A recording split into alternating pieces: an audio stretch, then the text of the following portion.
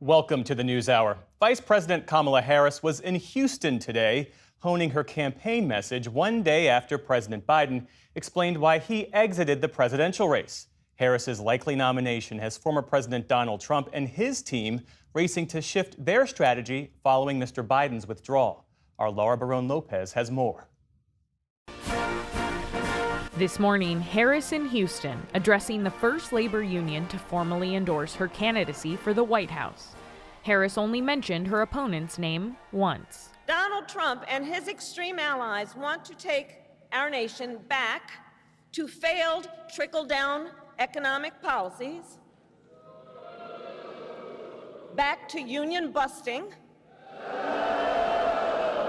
back to tax breaks for billionaires, but drew a sharp contrast to Trump throughout, boiling the election down to one question. What kind of country do we want to live in? A country of freedom, compassion, and rule of law, or a country of chaos, fear, and hate? That question answered in her first campaign video. We choose freedom. Freedom, freedom, I can't move. Freedom, cut me loose. Released early today, it also lays out the future Harris sees for the country, once again referencing Trump. We choose a future where no child lives in poverty, where we can all afford health care, where no one is above the law. It all comes a day after President Biden's Oval Office address, justifying his seismic decision to drop out of the race. The best way forward is to pass the torch to a new generation. That's the best way to unite our nation. There's also a time and a place for new voices, fresh voices, yes, younger voices. And that time and place is now. Meanwhile, the former president scrambles to pivot his attacks from Biden to Harris. Mr. President, welcome back. In a phone interview on Fox and Friends this morning, Trump responded to Harris's messaging against him. I get a kick out of one thing. They say, sir, be nice. You just got hit with a bullet. Maybe he's changed. Be nice. And I'd love to be nice, but I'm dealing against real garbage. When you hear that. Lion Kamala Harris. That played off of remarks last night from the former president's first rally since Biden dropped out. Trump portrayed Harris as a liberal extremist. So if you want socialist health care, nation-wrecking inflation, the death of American energy, and a lying radical left liberal San Francisco extremist as your commander-in-chief, then Kamala Harris is your candidate. She's the one for you. And incorrectly labeled her as Biden's border czar, while using demonizing rhetoric toward migrants. If border czar Harris stays in charge, every week will bring a never-ending stream of illegal alien rapists, bloodthirsty killers, and child predators to go after our sons and our daughters. In reality, migrant crossings are down 55% since new asylum restrictions took effect 7 weeks ago, the Homeland Security Department said Thursday. This afternoon, the vice president was back in Washington for a meeting with Israeli Prime Minister Benjamin Netanyahu. She did not attend his speech to Congress yesterday, her campaign citing a scheduling conflict. As she campaigns, Harris will have to continue navigating one of the toughest foreign relationships for President Biden, one that's cost him some support within the Democratic Party and in key battleground states. It will now fall on Harris to bridge the gap ahead of November. And just 4 days into her campaign for president, Vice President Harris is starting to see a surge of support and new openness from key voting blocs that could ultimately determine the election. Well, let's talk more about that, Laura, because President Biden, as you well know, won women voters by roughly 57% in 2020. How is the Harris campaign trying to capitalize on that success and reach out to that voting bloc? Just in the few short days since she launched her campaign, Jeff, they have held nonstop calls with women, be it Black women, Latinas. Tonight, they're going to hold a call with white women organizers and grassroots organizations across the country. One on Sunday with Black women organizers. 44,000 Black women joined that call that had campaign officials on it. And within the few hours of that call, they raised $1.5 million while people were on that call. And then they had one with Latinas just last night that roughly 4,000 Latinas joined, and they raised $118,000 on that call. So the campaign is really hitting the ground running, trying to mobilize women across the board. I know you were speaking with key organizers in multiple states today. What did they tell you? I spoke with LaTosha Brown. She's the co-founder of Black Voters Matter in Georgia. She helped lead that call with 44,000 black women, and she said she's never seen this level of excitement. She compared it to when Barack Obama ran in 2008, saying that it's just seismic. And she said that Harris has a history of engaging with a number of key constituencies, from black women to Asian American voters and women across the board.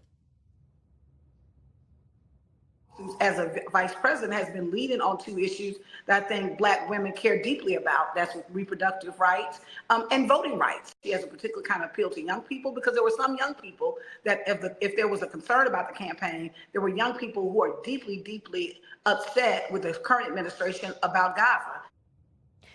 LaTosha Brown said that one of the young people she's been talking to was her niece, who had started to say she was actually on board when previously her niece was not necessarily happy about President Biden running. I also spoke to an Arizona organizer, a Latina there, who said that the shift has already happened when they've been knocking on doors, that they used to hear questions about whether or not President Biden was going to stay in the race. And now they're more energized, and some undecided Latinos in that state are saying that they're curious about Harris and that they want to learn more about her. Well, let's return to this issue of young voters, how they view the Harris campaign. What's your reporting suggest about that?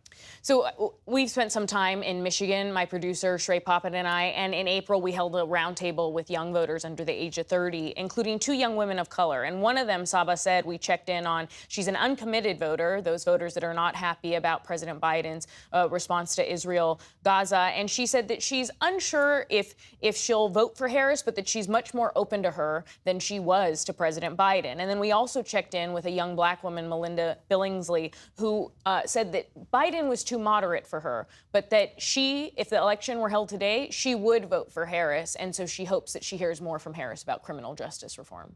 Well, that's interesting, because Republicans are trying to paint Kamala Harris, the vice president, as being far more progressive than President Biden. This line that she's a San Francisco liberal, I keep hearing over and over again. Unpack that strategy for us, the Trump campaign strategy in trying to define the vice president. They've been really rushing to try to define her after, and some of it is repeated attacks that they used on President Biden. But one thing that they've been doing a lot, Jeff, is they've been calling Vice President Harris a DEI hire, diversity, equity, inclusion hire, and that's included some Republican lawmakers, allies of Trump.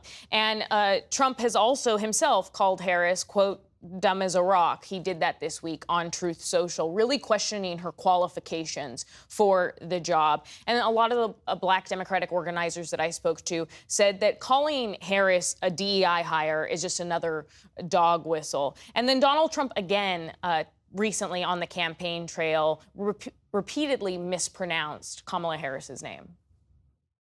So now we have a new victim to defeat.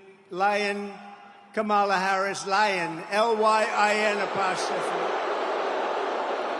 For 3.5 years, Lion Kamala Harris has been the ultra-liberal driving force behind every single Biden catastrophe. I used to call it Biden migrant crime, but now I'll probably change it to Harris or Kamala.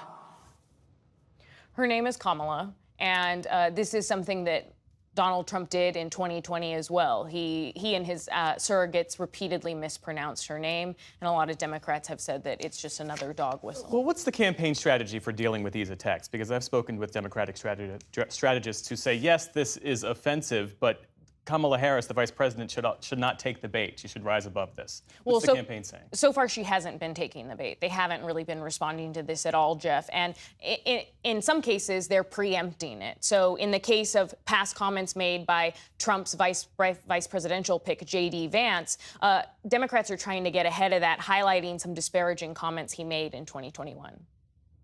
We're effectively run in this country via the Democrats, via our corporate oligarchs, by a bunch of childless cat ladies who are miserable at their own lives and the choices that they've made, and so they want to make the rest of the country miserable too. And it's just a basic fact. You look at Kamala Harris, Pete Buttigieg, AOC, the entire future of the Democrats is controlled by people without children. And how does it make any sense that we've turned our country over to people who don't really have a direct stake in it?